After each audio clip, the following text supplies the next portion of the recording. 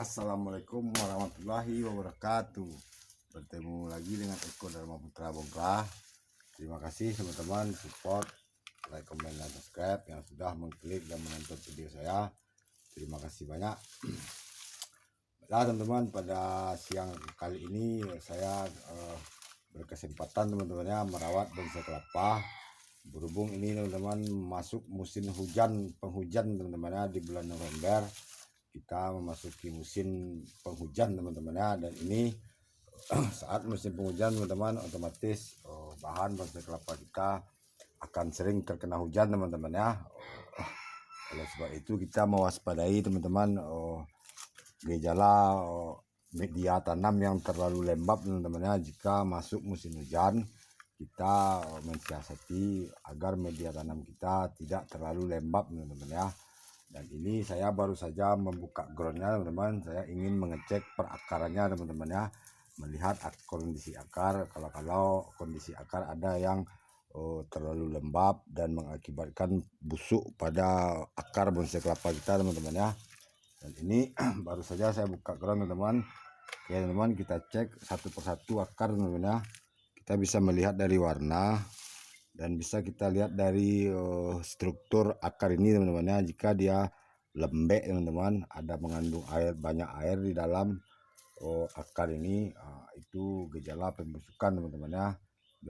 Biasanya ditandai dengan efeknya teman, yaitu mengeringnya ujung-ujung daun ini teman-teman ya. Jika terjadi pembusukan akar teman, ujung-ujung daun ini akan menghitam teman-teman ya. Ujung-ujung daun ini akan menghitam jika terjadi gejala pembusukan akar ya teman ya. Namun berbeda dengan mengering seperti ini teman, di badan daun ini teman, ini terjadi karena efek hama teman ya. Ini karena efek kutu putih yang sudah terlanjur teman-teman, dan ini mengering teman ya. Ini efek kutu putih. Dan ini juga teman-teman, daun ada 4 daun yang sepertinya terlihat seperti sudah tua teman-teman ya. Namun ini adalah efek dari kutu putih teman-teman ya. Awalnya saya terlambat membersihkan, membasmi kutu putih teman, hingga daun ini mengering teman ya. Namun inilah sensasinya kita merawat bonsai kelapa teman-teman. Terutama stel bonsai kelapa saya teman-teman itu anti pelempah, kuncup, dan sepi daun teman-teman ya. Meskipun kita menghadapi berbagai tantangan teman-teman. Pertama hama, yang kedua yang lebih parahnya teman itu masalah penyayatan teman-teman ya. Bonsai kelapa itu tidak bisa rimbun teman-teman, bukan hanya karena hama teman-teman ya, namun karena penyayatan teman-teman ya. Jika tidak disayat teman-teman, otomatis bahan itu susah rimbunnya teman-teman ya, karena dia akan meninggi teman-teman ya. Jika tidak sayat, tunas barunya sudah pasti akan meninggi. Dan ini jika kita membuatnya dengan style ekstrim seperti ini teman-teman, dengan sayat ekstrim, teman-teman bisa lihat ini tapis terbarunya teman, tidak perlu kita sayat pun bisa nih teman. Kita bisa hanya tinggal merobeknya teman-teman ya, tidak terlalu susah teman-teman ya. Ini sangat gampang kita teman-teman ya, meskipun ini sudah berdaun 1, 2, 3, 4, 5, 6, 7, 8, 9, 10, 11, 12, 13 teman-teman ya.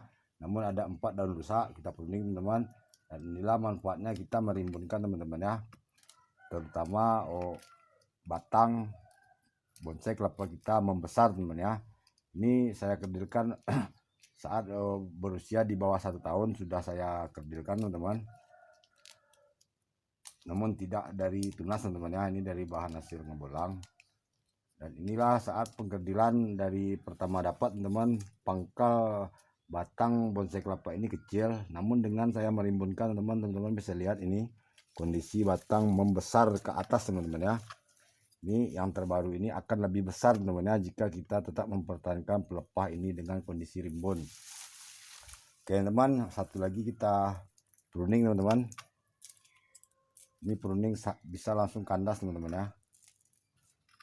Nah, inilah bonsai kelapa yang ekstrim teman-teman ya. Dengan sayat ekstrim kita bisa menghasilkan bonsai kelapa yang ekstrim juga teman-teman ya. Sepertinya ini style bonsai kelapa sangat langka teman-teman ya.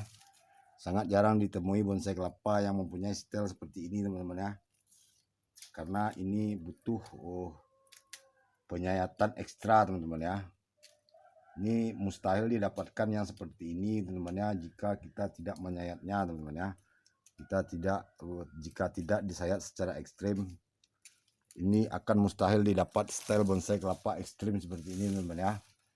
Untuk ukuran daun teman-teman, ini relatif teman-teman ya, tergantung keinginan kita teman-teman ya. Ini jika dibandingkan dengan telapak tangan, ini sangatlah jumbo teman-teman ya, ini sangatlah besar. Namun inilah keinginan kita teman-teman ya. Jika terlalu kerdil teman-teman, bonggolnya tak akan juga bisa sebesar ini teman-teman ya.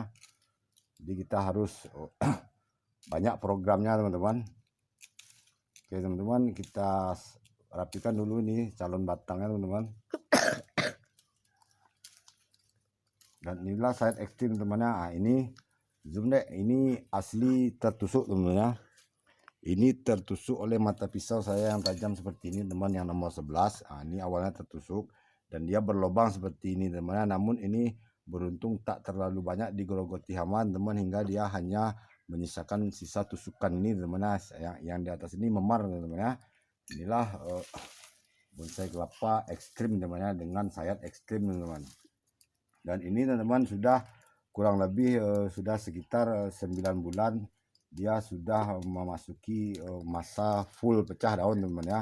Ini sudah full pecah daun teman-teman. Ini tidak ada lagi daun pemulanya teman-teman. Ini sudah real daun pohon kelapa teman-teman ya.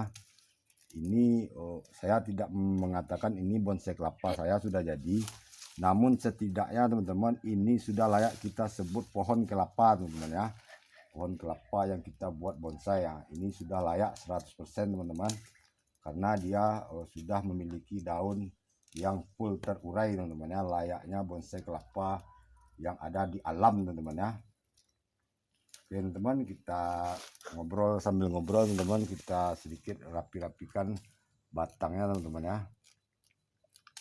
Untuk kembali ke akar teman-teman, ini seperti ini teman-teman, akar bisa kita bersihkan hanya yang tua-tua teman-teman ya. Ini hanya kita bisa menarik-nariknya teman-teman. Nah ini bisa kita cabut-cabuti. Untuk akar yang masih segar ini teman-teman, kita biarkan saja seperti ini teman-teman. Akar ini sudah akan menua sendiri teman-teman ya. Akar serabut akan rontok sendiri teman-teman ya. Bahkan ini kulit sabutnya teman-teman, ini tidak pernah saya bersihkan menggunakan amplas ataupun dikikis teman-teman ya. Ini hanya rontok sendiri teman-teman ya, karena ini bahan sudah berumur lebih dari 3 tahun teman-teman. Teman-teman bisa dengar ini, insya Allah batok ini masih ada nutrisinya teman-teman ya, meskipun dia sudah full pecah daun.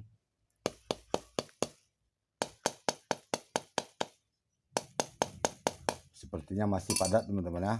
Oke teman-teman, berhubung durasi, ini saya tunjukkan satu lagi teman-teman, sekedar menginspirasi teman-teman, bahwa bonsai kelapa itu bukan hanya kerdil teman-teman ya, bukan hanya kerdil teman-teman ya. Kita ini program bonsai kelapa, kita bisa menyesuaikan dengan keinginan kita. Jika kita ingin kerdil seperti ini teman-teman ya, kerdil ini tak lebih besar daripada telapak tangan saya teman-teman ya, namun ini masih berdaun, tunas kelapanya masih ada nih teman. Nah, ini masih ada beberapa persen lagi daun tunas kelapanya teman-teman, meskipun masih berdaun tunas kelapa, namun dia sudah belajar pecah daun teman-teman ya, dan ekstrim teman-teman ya. Ini kerdil teman-teman, daunnya rimbun teman-teman ya, pelepahnya tidak biasa teman-teman ya.